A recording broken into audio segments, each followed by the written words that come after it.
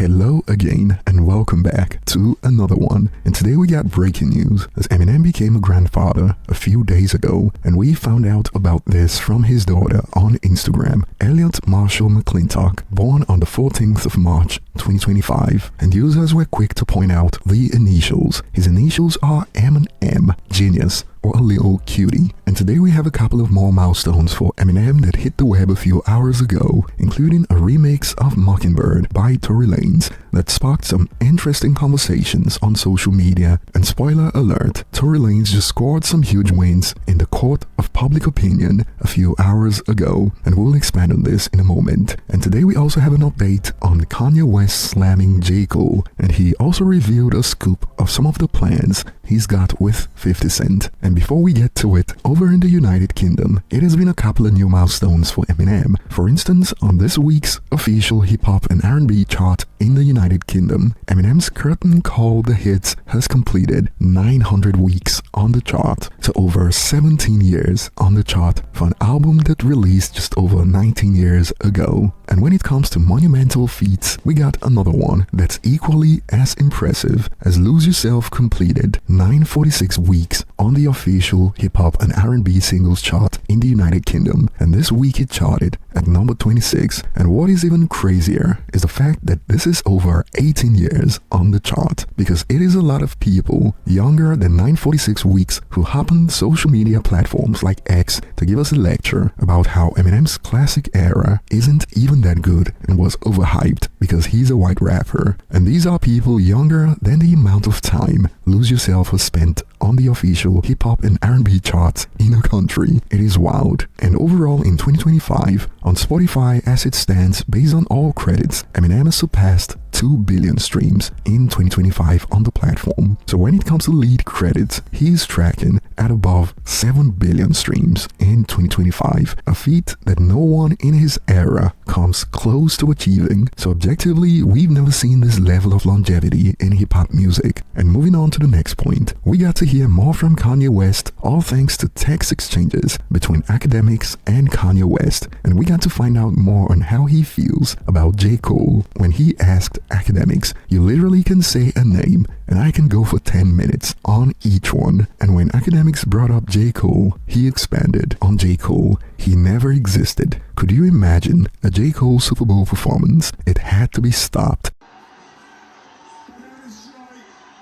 Jay-Z's White Bum is going too far. Remember that False Idol song? And when academics brought up the fact that Charlemagne commented that Jay-Z didn't own Kanye West's masters. How much money do you think Jay-Z make off my catalog versus what I make off it? Next subject. Kanye expanded. You know what? I'm not sure. Charlemagne won't speak up on how those women are trafficking my black kids. And thank you for posting how Chloe is promoting an 11-year-old black girl acting too grown. He won't speak up on my position on the Jews. He will only speak against me. What if 80% of what I say is fact and 20% was opinion or something I was misinformed about? My sentiment is still the same. I'm not a dude who understands publishing and masters usage, etc. I always ask, what is the point of owning the master tapes if you don't own the tape deck? So who does Charlemagne say owns them? I'm happy I said it out loud so I can find out. Dude's been blackballed from having any legal representation, and some have now expanded. Jay-Z did indeed own Ye's masters, but then sold them to UMG to buy back his own. And some are wondering why it took him so long to find out about this, how he's almost 3 decades into his career and not know how publishing works. And believe it or not, some users agree with Kanye West. I agree with Ye. I hate when I say a bunch of real ish, somebody focus on the one thing that I may be wrong about, all the important ish he said, but you want to get on the radio and talk about my masters, bruh. And to this, some users have hit back with, if you lie about 20% of the time, I'll be a dumbass to believe the other 80%. And in the text exchanges posted by academics, we also got to find out that Kanye has some plans with 50 Cent. Check it out. I took my song off of Spotify because I don't like being counted. Why they gotta tell everybody how many streams you got? Then dudes spend all or more of the money that they would have made on their digitally distributed music than they make on it, so they have to tour. And those same companies own the touring companies, so all the artists are in an acrylic cage at least everyone but me. That's my point about Kendrick. Can't no slaves say they have a higher social standing than I do. Dudes know how to rap, but they don't know how to lead. Close your eyes and picture 7 years from now. Picture the music I'll be making and the communities me and 50 will be building in Texas. The farms, the schools, the police stations. It is music. I got plans that I showed MBS, that MBS granted me 100 million acres to build the city of the future. The president of Haiti offered me an island to build this the year before he was assassinated. I ain't ready to meet with 50 and show him this utopia, but I'm cooking it up like I was doing beats for Get Rich or Die Trying. And to this, some users put Kanye on blast. He can't even finish an album, let alone a 100 million acre city. And the fact that he brought up Kendrick Lamar has also sparked reactions like, Kendrick doesn't say a word, he just show up and collect his Grammys, deliver record-breaking Super Bowl performance, and rehearse for his tour, while his album and songs continue to perform better than the losers who are spiraling. And it didn't take long for this post to attract some Drake fans, as we got responses like, Grammys don't mean ish. Super Bowl, he got it because of Drake. Tour can't sell tickets. Albums and songs will never surpass Drake. But what are your thoughts on the ramblings of Kanye West about Kendrick and his plans with 50 Cent? And moving on to the next point, we got a remix of Eminem's Mockingbird by Tory Lanez, and the visuals dropped a few hours ago, titled Dear Kai, and right off the bat it sparked reactions like, damn, Tory on an Eminem beat is peak. However, this also sparked heated debates on social media due to reports like Tory Lanez samples Eminem's Mockingbird in a new single dedicated to his son Dear Kai, and this was a debate based on the use of the term sample, because this was a straight up remix of Eminem's Mockingbird. Hence reactions like, that's not a sample, come on, to which a user expanded, yeah, he ruined the song, but he dedicated the song to his son. Eminem inspired him to be a good father. I can see many fathers singing Mockingbird to their sons, loudly crying emojis. And when it comes to Tory Lanez PR right now, this song is doing the job, to be honest, as on this platform it has opened to mostly positive reception, with takes like, I'm sure Eminem is happy to hear this track, we love you Tory, stay strong, we pray for you and believe you will be free someday. And more on this note, to be able to rap on the hardest instrumental ever, barely anyone can even do. Tory Lanez the GOAT. Free Tory man. F, what a track. Hope Eminem sees this. And I found an exchange to be quite hilarious as a user expanded, say what you want, but Tory has mastered the skill of creating amazing hooks.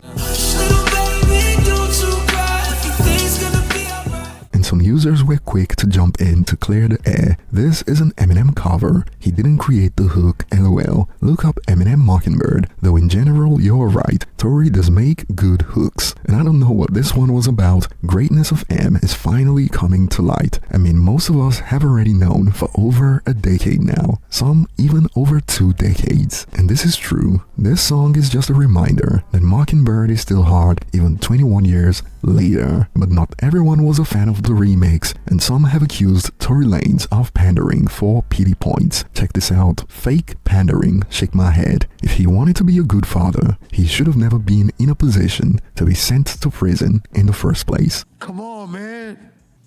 Come on, man. And to this, a user hit back with, MFers acting like life ain't unpredictable. And speaking on the quality of the remix compared to the original, it had to be said, found something Tory can't do, laughing emoji. This proves how cold Eminem was, cause he walked on that beat and flow effortlessly, same time kept the lyrics amazing. And some users were straight up pissed off by this remix. This is straight up biting. Dude lacks creativity, but based on most of the reactions that I've seen so far, this is doing amazing PR for Tory Lanez when it comes to the court of public opinion. And back to the comparison to the original, another user expanded, sounds good, but just shows how amazing M's flow used to be. Not even Tory could sound natural on this beat. And on the point on Eminem's impact in hip-hop that is often minimized for obvious reasons that we've explored on this channel in multiple videos, for some users, this was a reminder. Everyone loves to make fun of M, but his influence on the game is wild. And it is crazy because in the last video, we covered the story of Rico Nasty speaking on the impact of Mockingbird. I'm going Mockingbird because because it used to make me cry. I used to put in my iPod Nano and I listened to it and be like, I miss my dad. And now we got Tory Lanez with the remix of Mockingbird, just hours apart. And for some fans, this was a reminder of how time's been flying. Check it out, same flow and everything. Damn, makes me feel old as F to have someone make a homage to a song I heard come out, LOL. And since it was apparent that Tory Lanez was kind of struggling to sound natural on the beat, we have a take from Genius from 11 years ago that explains it nicely under the lyrics of Mockingbird. Eminem is the only rapper that I have heard who can rap his mind while keeping a clear beat and still rhyme throughout the entire rap. That's why I consider Eminem the best lyric writer, other than a lot of other rappers. And we'll end it here today, and I'll be looking forward to your thoughts in the comment section. What are your thoughts on the Tory Lanez remix of Mockingbird? And what are your thoughts on the take that he is pandering with the song? Share your thoughts below. Thanks for watching, like and subscribe if you enjoyed this, and see you on the next one.